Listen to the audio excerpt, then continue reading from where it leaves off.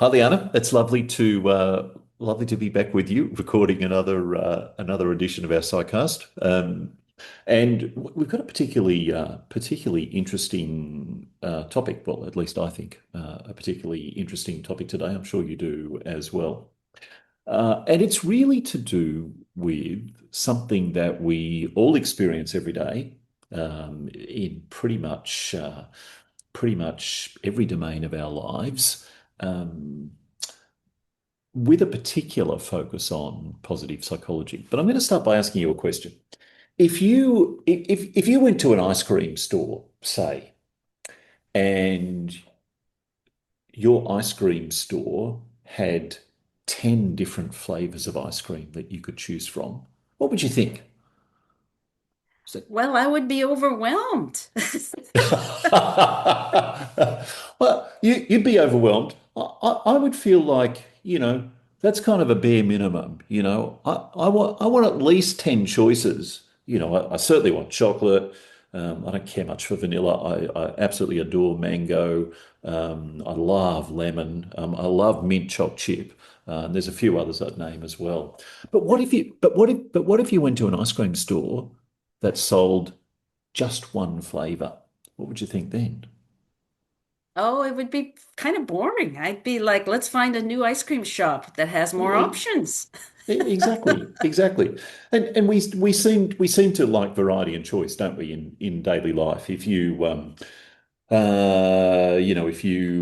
go to a store catalog, and you want to purchase something, you can get it in a variety of colors and a variety of fabrics and often a variety of, materials if it's something more solid and so on. So Yes. generally as people, we really appreciate that capacity to choose from a wide variety of things. And in fact, that's over time that's turned into, I guess, a phrase that we all know, which is variety is the spice of life. And I think many of us approach life in that way. Well, we're going to speak today about a relatively recently published article. It's a couple of years old now. Um, the senior author is none other than Professor Sonia Lyubomirsky, with a couple of colleagues, Margolis and Okabe Miyamoto. And the title of this article is Variety, the Spice of Happiness? But then there's this really telling subtitle. More variety is associated with what lower efficacy of positive activity interventions in a sample of over 200,000 happiness seekers. So, on the surface of it, this completely contradicts what we've just been saying in our conversation. That the idea that variety is wonderful and we need variety and want variety and it's really good for us, and we get terribly bored without it. When it came to this particular study, which we'll dig into, the opposite seemed to be true. And there's some really interesting kind of concepts that are useful to unpack here. Some of them are concepts that belong in relatively mainstream psychology. So, for example, the idea of hedonic adaptation. Now, I will say that hedonic adaptation is just a very specific application of something that happens in life anyway, and that is adaptation. So, if you move to a new house and your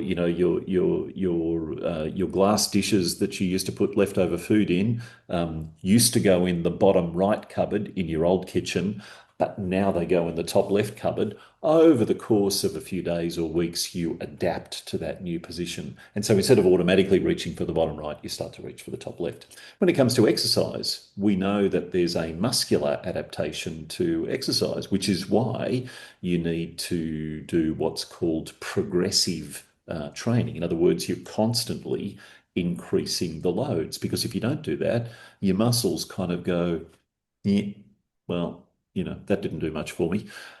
So we do adapt to things. Hedonic adaptation simply means that the idea that a given amount, if you like, of hedonic stimulation over time will result in less and less and less pleasure for us. So the easiest way to demonstrate this is the square of chocolate. Now you've probably heard this advice too, Liana.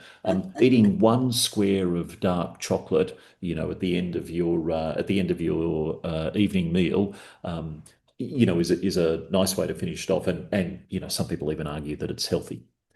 Well, maybe it is, but how long does just one square of chocolate make you feel good? For me, it's probably, I don't know, maybe the first night. By the second night, I'm looking for two squares. By the third night, I'm looking for four. And your body just progressively kind of adapts to the level of pleasure until it craves more and more and more of the Yeah. same thing in order to get the same sort of jolt. So this idea of hedonic adaptation also seems to be buried in this study that we're looking at. But I'd love you to, Liana, you're familiar with the study too. I'd love you to just flesh out a little more about the detail of the study and also speak to why it's so significant. Yes, well, thank you, Simon. And I did find the study very interesting because here with GPHI, Global Positive Health Institute, and our colleagues and positive psychology and beyond, we have been touting the benefits of the variety of the positive activities in order to be able to overcome that kind of adaptation and that you were describing, and Mm, losing the excitement and pleasure of any particular activity, since one of our goals here is to promote positive emotions for our well-being.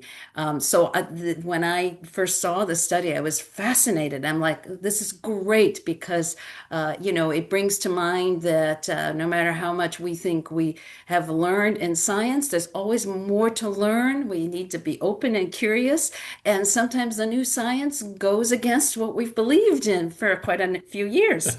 And so, yeah. indeed, and this is an amazing study because we really need to pay attention because, for one thing, it's a very large study with over 200,000 participants compared to some earlier significant studies, but that showed that, yeah, variety boosts, there are boosts with well-being with variety, but there were maybe 3,000 participants in one of those studies. Mm, So, mm, so this far outweighs that.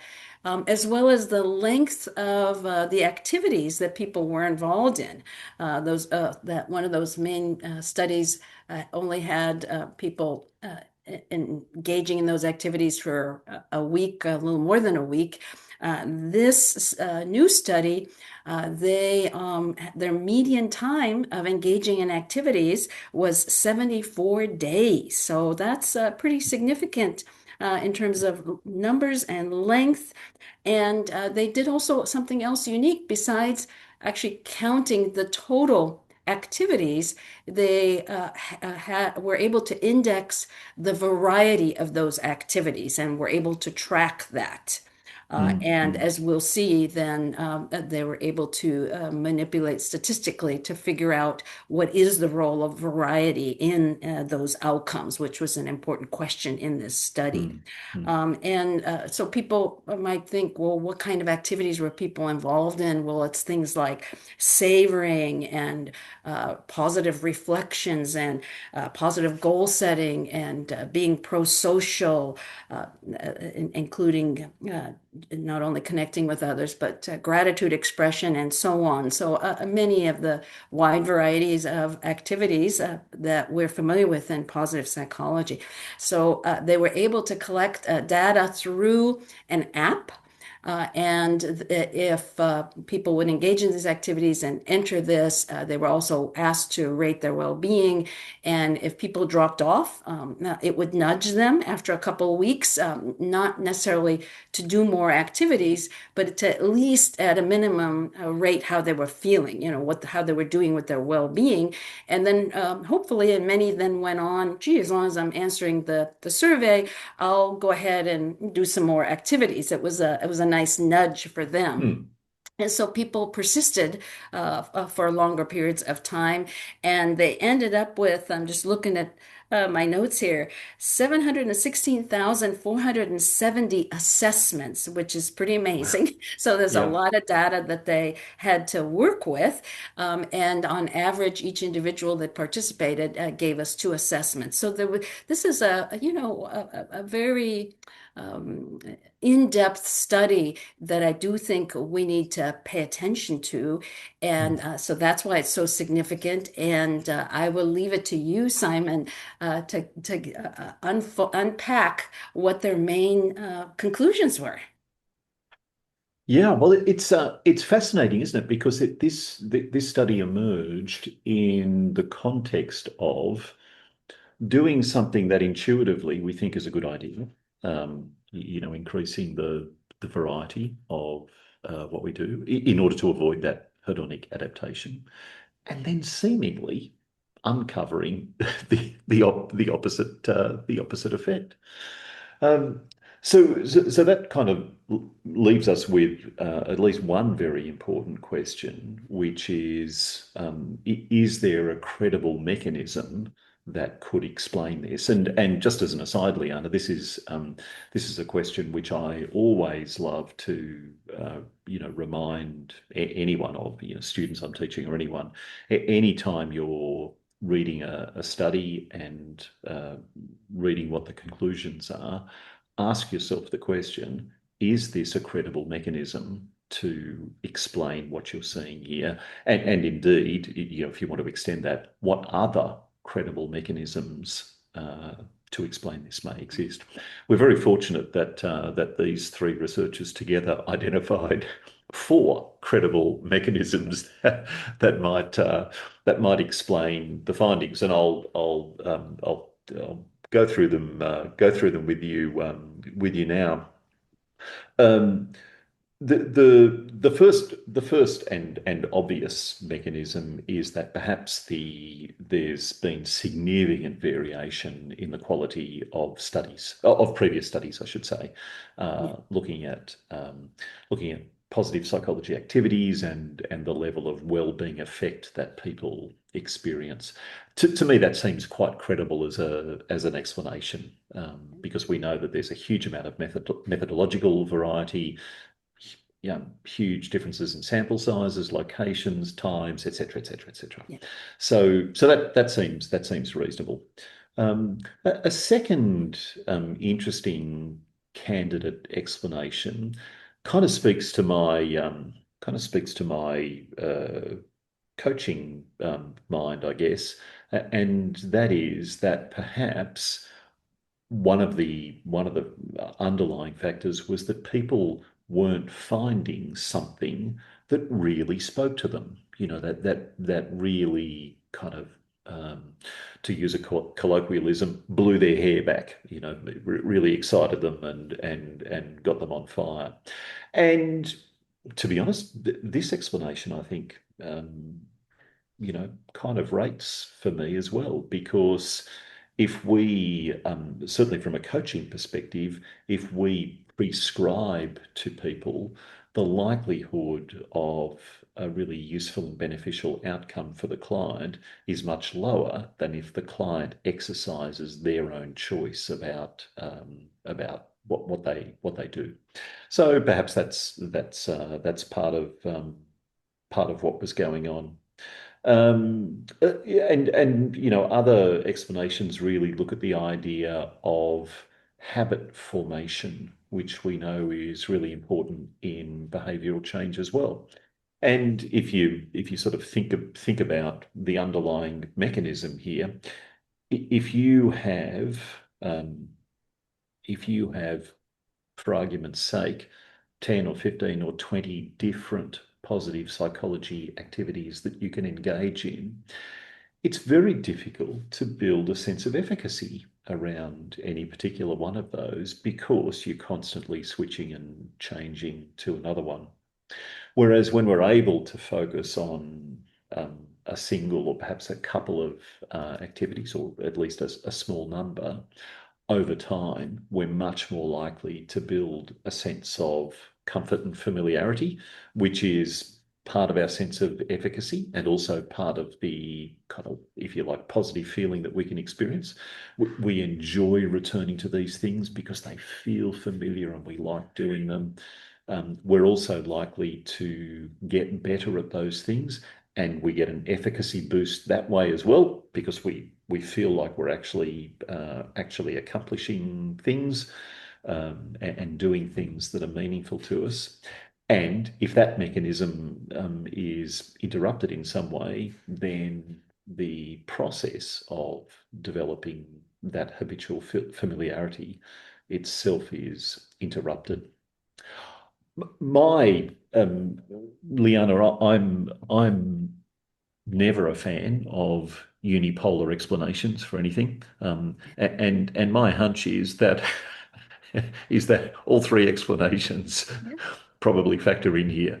There probably has been some methodological, well, I'm sure there has been some methodological messiness in the past.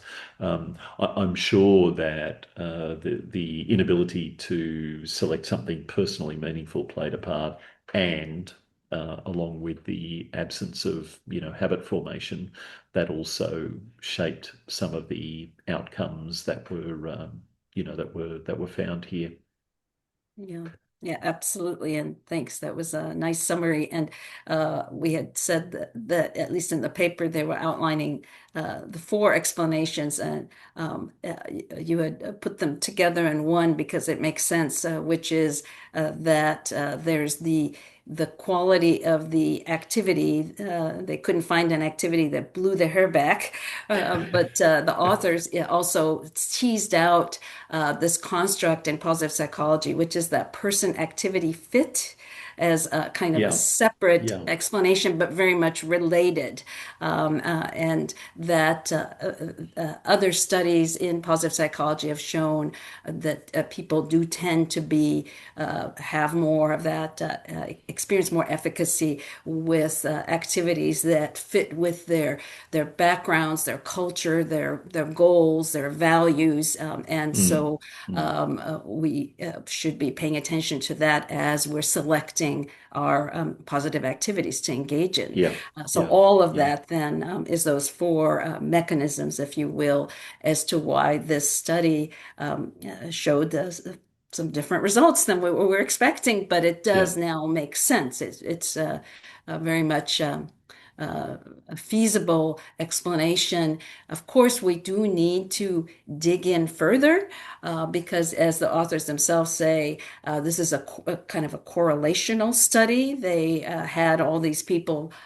participating through the app. But it was not an intervention study or randomizing anything. It's not an implementation study. And it would be lovely to then dig further and figure out, okay, if we can identify some high quality activity, some person activity fit for these individuals versus not with those individuals, what happens, and compare mm, that and mm, manipulate those options, we will learn that much more. So clearly, we have more research to be done, and I'm particularly interested in that area. Over years, I've been a fan of that we can only go so far with behavior and behavior change for our physical health, our emotional health, with tried and true, scientifically evidence-based interventions, but that we each need some amount of customization yeah, to really absolutely. have Yeah, things yeah, be more yeah, effective. So I would love to see further research in that area. But in the meantime, there's a wonderful takeaway from this study, which is fewer, more consistent, high quality activities that we engage in may be more powerful for our well-being. And what are your yeah, thoughts? yeah. Yeah, absolutely. And the just returning again to this point about meaning, I think is really significant. The meaning that the person attributes to the activity. Now, for example, we know that acts of generosity are a significant positive psychology intervention. Um, but for different people at different stages of a journey through the development of their health and well-being and the development of their understanding of positive psychology, the idea or the significance of generosity is going to weigh differently for different people. Yeah. For me, it scores very highly, and it's one of the activities that most kind of blows my hair back, if I could put it that way. And even generosity and kindness, even things like holding doors open for neighbours and things like that. Very, very simple things help me to feel really good about what I'm doing and so on. But that's not going to be the same for everybody. Yeah. And different people at different points in the journey are going to experience different things. So we must be able to invite people to select based on the meaning that those activities have for them, and therefore, the idea that them, even though conceptually we've got 200 different flavors here, 200 different flavors of ice cream that you can choose from. Um, Realistically, choosing from about, 7 to 10 might be most people's kind of most comfortable place. Yes, yes. Yeah. Um, yeah, absolutely. And uh, the uh, the construct of something being meaningful, having impact on us is individual, as you've been speaking, but it's also cultural. And so often we've spoken about the indications to date that different cultures get different levels of benefit from different specific Mm, positive activities. And mm, you gave the example of generosity. And what research is indicating, is suggesting, is that from a cultural perspective, cultures that are more collectivists tend to benefit more from that, which mm. are Asian cultures. But of course, that's not the end all be all, because I don't think you're Asian, but it works well for you. But so, of course, Yeah, nothing is absolute in that way. The absolutely not. individual Yeah, has their preferences, but those cultural influences are important. And so that collectivist cultures tend to benefit from acts of kindness, etc., whereas the more individualistic cultures, the Western cultures, may tend to benefit more for things like gratitude practice, for example. mm, So we have our individual preferences and our cultural influence that makes that ideal person activity fit, yeah, and probably yeah, much more else goes into that formula to find the right quality activities for each of us. So there is probably a little bit of hunting and pecking to be done, but hopefully over time, again, the research that I'm hoping we will conduct collectively will help narrow this down, so people don't get exhausted from a lot of hunting and pecking, that they can have a yeah, general idea yeah, the direction they should be going. yeah, yeah.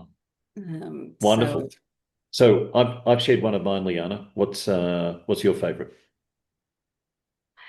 My favorite really is connecting with others. So speaking of Mm, personality, I tend to be fairly extroverted. So if I'm spending time around family, friends, I literally feel in my body that I feel energized and upbeat.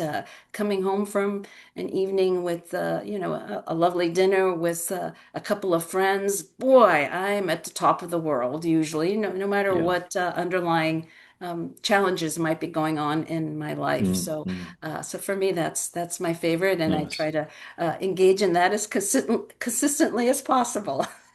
So I think your example might have and mine might have just illustrated this point very nicely, because I heard you say you're an extrovert, and so you really enjoy this. I'm the opposite. I'm a fairly extreme introvert, and hearing you describe going out as much as you can with friends and dinners and conversations, so on. I'm feeling exhausted just listening to that.